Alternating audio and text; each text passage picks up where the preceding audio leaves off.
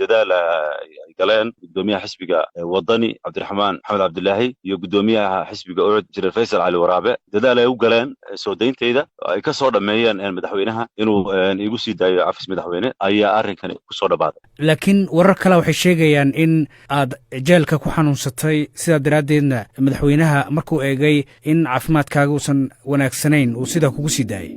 xanuun waa jiray iminka muu ahayn muddo ay ka soo wareegtay iminka hadda xaaladdeedu waxa weeye way soo ladnaanaysay ama way fiicnaatay ba alxamdulillah maalin maalin kadib soo fiicnaanaysay laakiin ma ogi xaaladda yani xanuunka in ay u sababaysay xukuumaddu ma ogi anigu taa ilaa iminka ma ogi wax shuruuda oo lagu xiray soo deyntaada miyay jirta wax shuruudo aan anigu shakhsiyan u saxeexay ma jiraan ma ogi haddaadan wax saxiixin laakiin wax hadala oo idin dhex maray mas-uuliyiinta oo lagu yidhi maalan waxaanoo kale ha samayn iyo waxyaabaha qaar ku dhaqaaqin iyo aniga muxuu ahaa shakhsiyan layguma odhan cid kale lagu yidhi muxuu ayagaa ka jawaabi doona laakiin wax gaar oo aniga inta la yimi oo ay xukuumaddu igu tiri waxaa samee ama waxaa samayn ma jirto bal nooga warran marka noloshaadii jeelka intaad ku jirtay muddada sanadka iyo bisha sidaay ahayd niyow noloshayda jeelka wax badan baan anigu kasoo faa'iidaystay waxna waa aan soo baray waxna waan soo bartay macallin ayaan ka ahaa jeelka gudihiisa anigoo maxbuusa arday ayaan waxa aan barayay af carabiga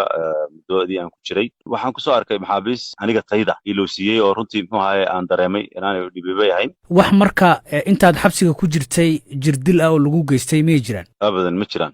wax jirdila oo dushayda la taabtay ma jiraan yani waa ilaahay baan u mahadnaqayaa askartii ilaalada ka ahayd xabsigii aad ku jirtay sidee kula dhaqmi jireen niyow si ixtiraam ku jiro ayay ila dhaqmi jireen way qadarin jireen ixtiraam mutabaadala waxay ii qaban karaan way qabanayeen laakiin waxa weeye dee maxbuus waxa weeye xorriyadda aanay siin kareen yani fursadna waxay siiyeen inaan muxuu ahay dee si fiican ugu dhigo meeshii oo waxaan ugu baahdo qaabka jawiga waxbarashadana way fududayn jireen cabdimaaligow horaa laguu xiray 2017 cafis baa lagugu sii daayey haatan waatan cafiska madaxweynaha lagugu sii daayey sababihii lagugu xiri jiray miyaad sii wadaysaa mise wax baa iska kaa bedelay sababaa laygu xiri jiray ayaa muxuu ahay u baahan in la xuso laakiin anigu intaan ka hadli jiray wanaag baan u arkayey waxaan u arkayey halka hagaagu ku jiro halka toosintu ku jirto oo waxay iga ahayd muwaadin muxuu ahay aragtidiisa bixinaya anigu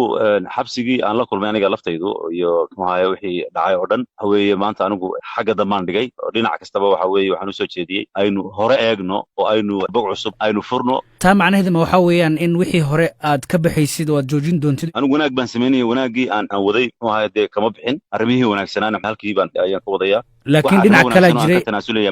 laakiin dhinac kala jiray oo lagu eedeynayay inaad kicin samaynaysay inaad xaqiraysay nidaamka Soomaaliland inaad waxyaabo badan oo ka soo horjeeda ama liddi ku ah Soomaaliland lagu haystay ma jirin arrimahaas ma jirin wax xaqiraada ma jirin wax kicina ma jirin qof shakhsi oo caadi ah oo barta Facebookisa ku qora YouTubekiisa wax ku baahiyaan ha marka waxa weeye wanaag baan waday wanaag waxa weeye toosin in si aan dhabo khaldan aynan u marin ayaan tilmaamay Cabdimaaligow dad baa waxay ku doodayaan inaad magac raadis ahayd oo weliba aad mararka qaar isticmaalaysa waxaan jirin dadka fikradda noocaas qaba maxaad ugu jawaabaysaa runtii waxba kama jiraan inaan magac raadinayay waxa weeye alxamdulillah dad badan oo Soomaaliyeed waan isnaqaanaa nin dad raadinaya inay bartaan ma aan ahayn fikrada khaldan oo qofka laga faafiyo way jiraan wax khaldan oo aan beena oo aan baahiyay oo Facebookayga laga soo helayaana ma jiraan aad ban anigu isaga dhowri jiray wax aan jirin inaan baahiyo waxaan ku dadaali jiray cidda aan dhaliilayo inaan run ka sheego xitaa haddaan ka hadlayo ma siyaasi baa tahay ma samafalaad tahay ma qof dadka u doodaad tahay ma wariyaad tahay dad badan baa su'aalaha isweydiinaya marka maxaa tahay waxaan ahay bani aadan baan ahay dareen leh oo dareenkiisa aragtidiisa ku gudbinaya kala qaybinta noocaasa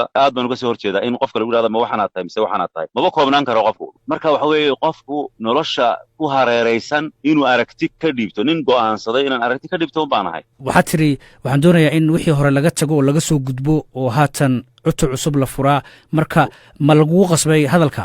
may laguma qasbin laba wadaan haystay inaan xanaf iyo nacayb iyo argoosi aan ku hadlo iyo inaan haadiyo gacanta wanaagsan marka waxaan go'aansaday inaan taa wanaagsan aan furo marka maaha wax laygu qasbay waa go'aan aan qaatay anigu haatan xorriyadaadii baad dib u heshay maxaa kuu qorshaysan inaad samaysid runtii shaqada ugu weyn ee ugu muhiimsan aan doonayo inaan qabto waa barnaamijka kaalme kuwan samafalka ahaa inaan halkii kasii wado oo aan ballaariyo ayaa ii qorshaysan